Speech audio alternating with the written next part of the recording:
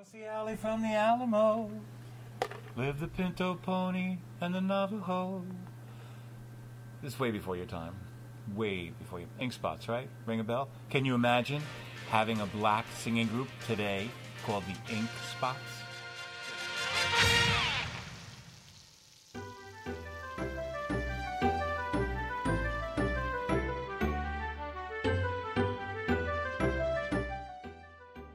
Big group. Awesome. They sang great. Hi, America. Welcome to Angel and Liz. Mills Brothers, stuff like that.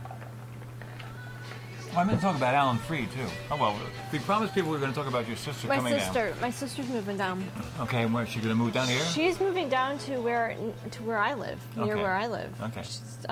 My brother-in-law is coming down in a couple days to look at houses. Mm-hmm. And then my sister is officially moving down here with the kids and him June 9th. Wow. So we have to talk about that shooting schedule. Okay. Well, good to know. Okay. So, now, are they looking just to rent a house? Right now they're looking to rent because it's a very fast move. My Right. sister got a job promotion, which is, yay, congratulations, honey. Okay. She got a job promotion, and... Make sure you call her and tell her we talked about her and said hello to her, because she can watch it in her home. I don't care. Of course you'll care. You're a sister. No, I don't care what she thinks. Well, you can tell her. Anyway, Hi. I hope your hi. sister told you.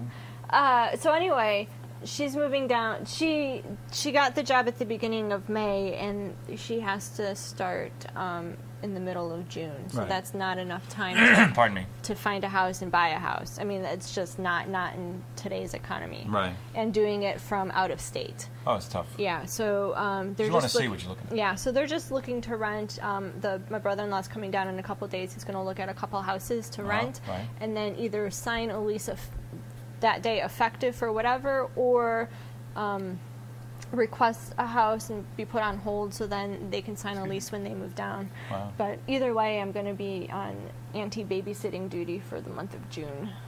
You're going to have a kid for June? Yeah. Wow. I have my niece is 4 and my nephew is 7. Okay. Or they're 6 and 3, something like that. Does that mean you're going to be bringing them here for the shoot? No. Okay. No, but anyway, my niece will be in daycare, but daycare down here is hard to find. And Right. this is what I told my sister. I said, here's what I know. If you want a really great daycare, it's expensive. Right. If you want a mediocre daycare, there's a waiting list. Right. So I said, so I know that the brother-in-law has a couple of appointments to look at daycares, and hopefully get my niece on the waiting list, so then by the time they come down, there's openings. Right.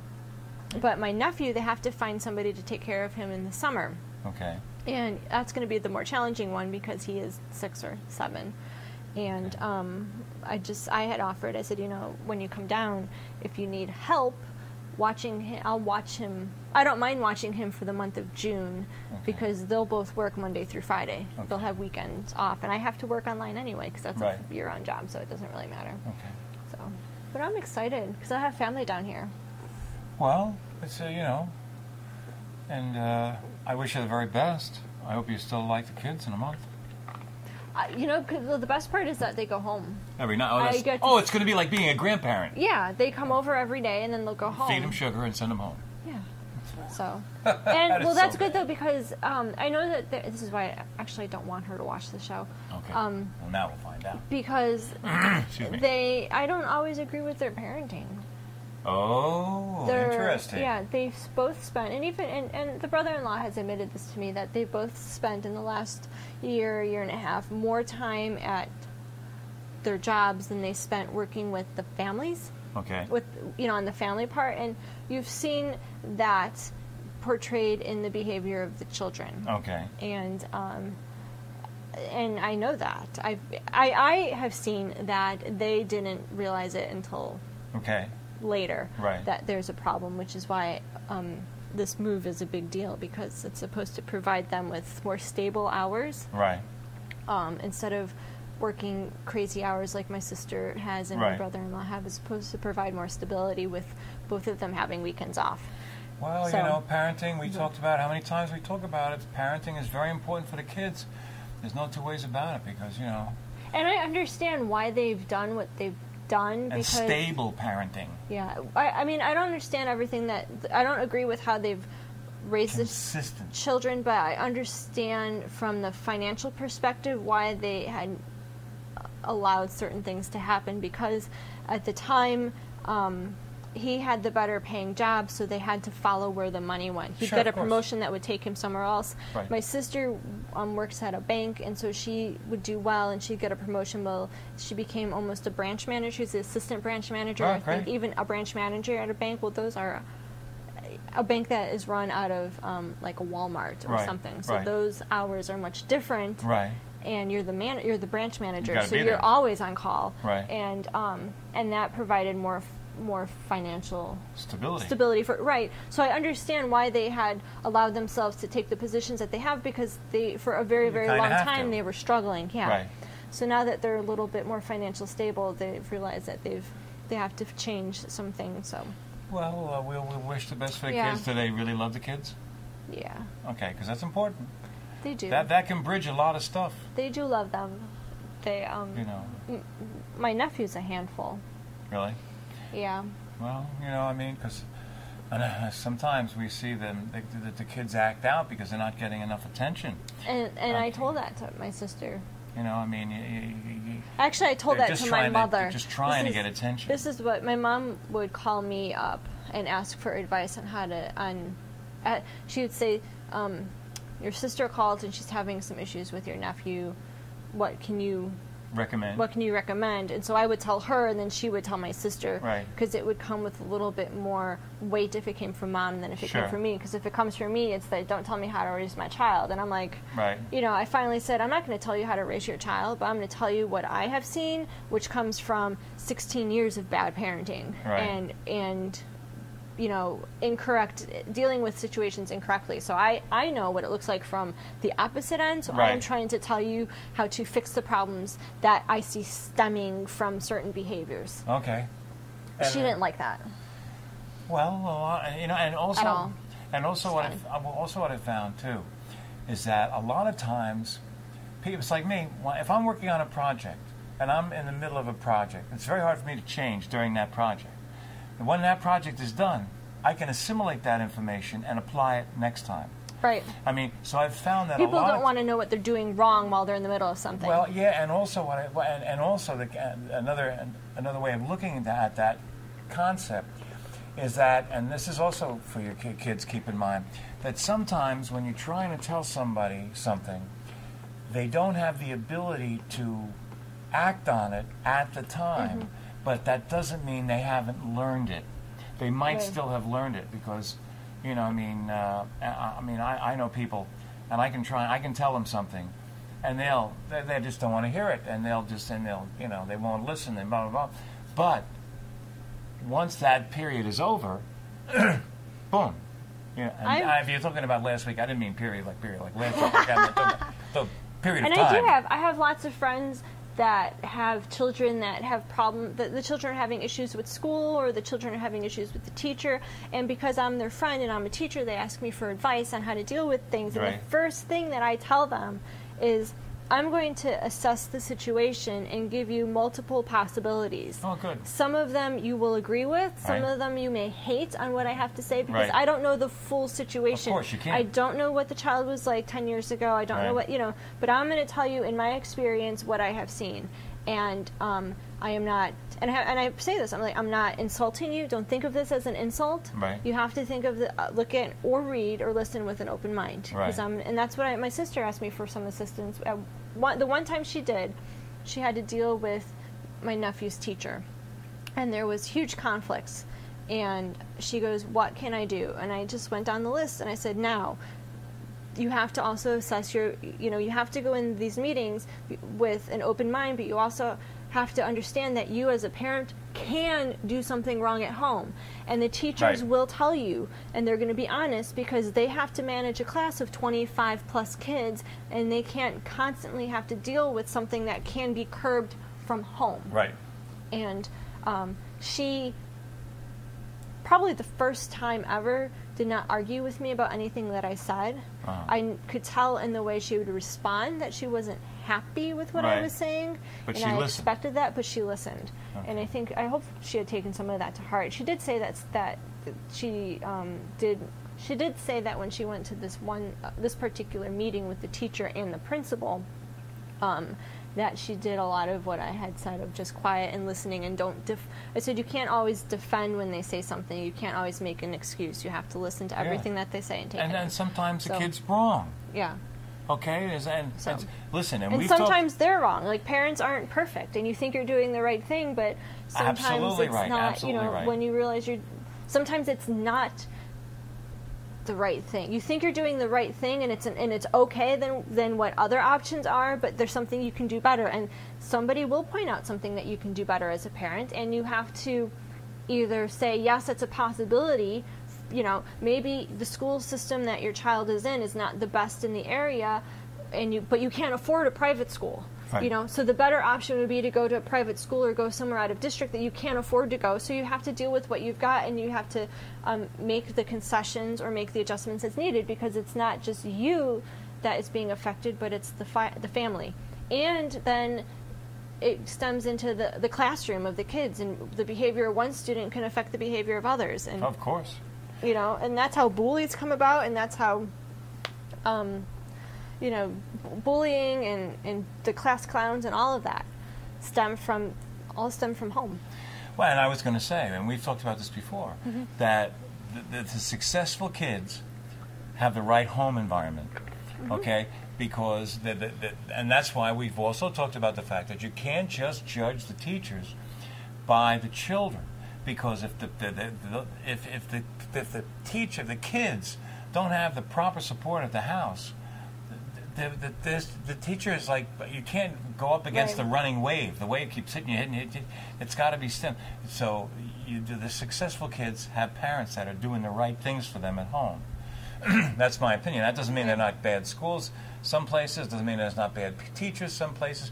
Doesn't mean that there's not teachers that started off good that got beat into submission by the system. So that all those things happen. And the other thing you have to remember is that teachers, there are at least 25 students in the classroom. Right. And it's one person, one adult with 25 children. So and imagine, so for those of you who are there with children and you're thinking, oh my God, I have problems with this teacher, well, look at your child and imagine 25 of them, and you having to not only manage the classroom, control their behavior, monitor the behavior, but then teach them how to add and subtract fractions. That is something that teachers need to be applauded for, and then as parents, you need to give them a little bit of slack. Right. Well, and then they have to do their role. Parents, and we've talked about this too, but you can't. And I don't mean to ride a dead horse, but the point that the thing is that it's too easy to become parents, and no manual is attached. Yeah. So we end up with a situation where all of a sudden people who are totally unprepared, or educated, or informed enough to be parents, become parents, and I'm telling you, I just wouldn't want to. I mean, I don't have kids. I have a dog, okay? I just can't. I don't. I've always been in show business, so I never felt comfortable, because it's too hit and miss, okay? And you can be up and then down and, all that stuff.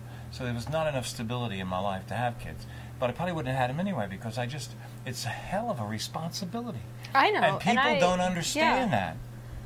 And the older I am getting, the less... The older she is getting. Yeah. I mean, if you were to ask me 10 years ago when I was 21, right, I couldn't wait to get married and have a family. Right. But now, as I'm 31, going to be 32, I'm like, I don't feel the need to have a child to raise them. Some of it, as I look around at what's going on in the world, and do I necessarily want to bring a life into this world? Right. There's also a lot of financial responsibility. We're going to take care of that in November. Sorry. There's also a lot of financial responsibility that I don't know if and I'm not talking about political things. No, me either. So that comment was unnecessary. I'm sorry. But I mean, just thinking about the bullying that's going on in schools, and the drugs and the weapons and the wars and the meanness of children and the attitudes of parents and like stuff that no matter who's president, they're going to fix. You know, don't go there because this guy sets up all bad things. I don't want to hear about it. I'm just saying that these same issues were around 5 years ago, 10 years ago, 15 years ago, and no leader in power has been able to get a hold of any of it. Well, you know, it's like, and so anyway, like I don't know if I would want to bring a child into this environment that's. I can't tell if it's getting better or getting worse. Right. You know, and then add to that, there's huge financial responsibility, and I know that I'm not even financially stable to do that. I'm just getting there. Right. And kids are forever. And kids are forever. Some people My cats are forever. And some people think, we'll have kids from 18 to 19 to marry to get out of the house. No. Never. They never leave. They never leave.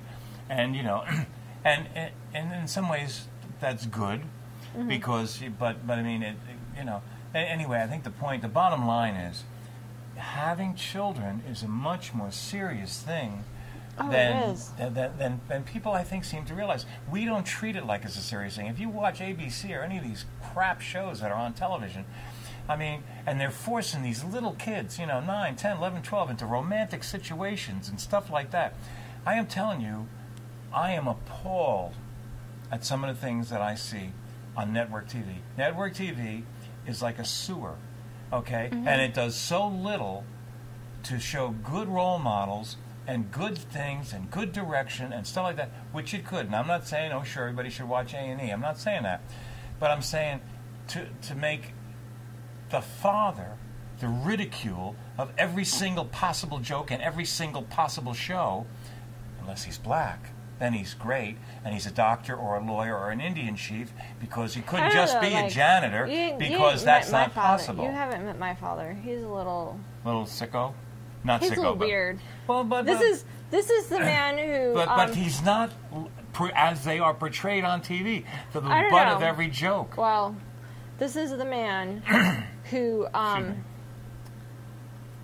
decided that he wanted to run a experiment. Right. And put straight brandy in his mouth, leaned over the fire pit, and spit it into the fire pit. What do you do? Toast his eyebrows? Yes, and his eyelashes. Okay. That's one thing. How long have you known him? 31 years? Yeah, that's just one that I remember off the top of my head. Okay. But you've never done anything like that? Do you believe what they did? Do you believe this nonsense? No, I don't. I've never done any. I mean, not like that. A couple weeks ago, they tried to say that Romney cut some kid's hair off. And they attacked him for this. It happened 47 years ago. And the Obama administration attacked Romney and they used their friends at the Washington Post, but it's still Obama's people that are doing it. Yeah, and they called him out and they said he attacked this guy who might have been gay, and they cut his hair. Let me tell you what was happening in 1965. He was a hippie. His hair was long. I don't care either. But that shows you that is the kind of leadership that we are getting from these people that are in there now. They must go. They must go. They are a detriment to society. For all of you out there, can you see how this whole conversation about parenting got changed around into... No, it's just another example. But that's leadership from the top. We used to have presidents you could look up to. Let me tell you, when Dwight Eisenhower, and this is years ago, I'm not talking about anybody recent, I'm not talking about George Bush, when we had Dwight Eisenhower as president of the United States, he never did any of this garbage. None of this stuff happened. He was a decent, nice, good man, and he did decent, nice, good things. That's what we need in the White House. We need somebody that has good moral values, that does not suggest that marriage after 10,000 years is between two men and two women. They can have a friendship. They can love each other. They can have any kind of legal contract that they want, but that's not marriage. Marriage is between a man and a woman, and it always has been. Okay? And we don't need to endorse those things when there's so many other ways you could say something and make it... Here's what I think. Okay. If you love someone with your entire heart and you want to spend the rest of your life with that person... Do it. Then you should be able to do it. And you should be able, whether you are of opposite sex or same sexes, you should be able to get the same health benefits and... I have no problem with that. All the other stuff, and so you have a contract. You don't have a marriage. You have a contract. Well, a marriage is the same thing. No, there's a difference. Yeah. What's the difference? You have a marriage license that's just as binding as a contract, isn't it? How is a marriage license different than signing some sort of legal then contract? believe me, I want to be really careful what I say. The concept of marriage is between a man and a woman, and in most cases, one of the things that comes out of that is the creation of little children. Okay? Now, and I know... So because these couples can't, on their own, create, that's not a marriage? That's stupid. No. That's not a marriage. It could be a love affair. It could be a great love, but it's not a marriage. Let me wait. I want to say something. I want to say one thing. This was taken. I heard this on Chelsea lately, and I know that you don't always agree with it because it's a bunch of comics. But somebody had a really good point. They said, "Look, 50% of our marriages between a man and a woman end in divorce anyway. So why not give? Why like?" Apparently, we're not working out. The marriages between men and women aren't working out as wonderful as everybody thought they were. So, but that's a much higher rate than it used to be because we live in a society that has evolved. Let the gays and lesbians get married. They don't have to get married. They don't have to. They can if they need a contract for certain legal reasons. But I want to make one point, and this is something I've been thinking about for a long time. Okay. Sorry.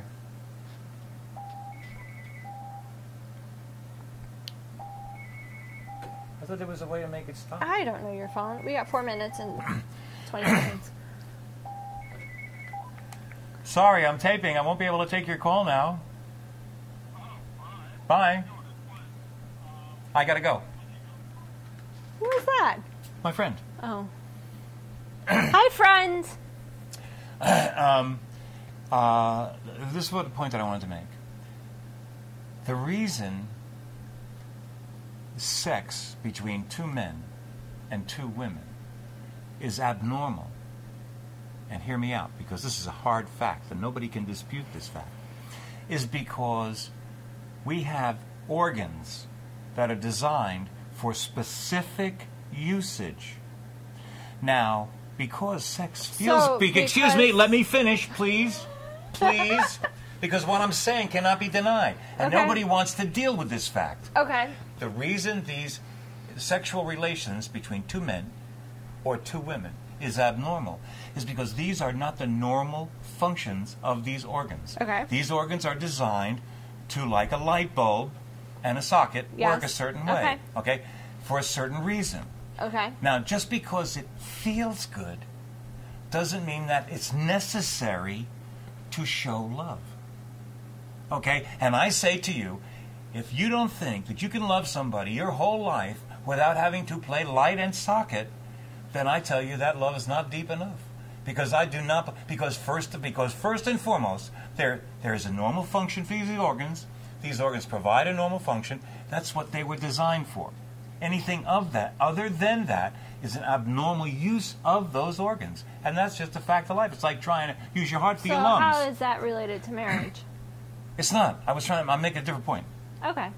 Now, I was talking about the physicality of love. Yeah, and so there's a lot of abnormalcy out there in the world. Well, yeah, but the thing is, sometimes the gay and lesbian community doesn't want to hear that it's abnormal behavior to have sex between the same partners, and it is. If you're going to do it, go ahead and do it. If they're going to do it, let them go ahead and do it. But it's not a normal. It is not the normal use of the organs. Right. I think they're very well aware that it is not abnormal. No, but they don't want to hear it. Of course, they don't want to hear it. They don't want to hear it. Oh, boy. But that has nothing to do with marriage. Well, on this note, I have a nice segue that's going to this week's song. Okay? And it still has nothing to do with marriage. I never said it did. But what I said was that it is unnecessary to have sex to love somebody. It is not necessary to have sex with someone to love them. Right. Okay. Now, if you're watching this on the West Coast, it's very important that you sit down, okay? Because I'm about to say something that is completely contrary to your lifestyle and life. You are about to hear a song. It's a love song. And I know for you folks on the West Coast, this is going to be really tough to take. But this is a love song to my wife. So don't jump out windows. You have now just generalized everybody that lives on the West Coast as being either gay or lesbian. No, not at all.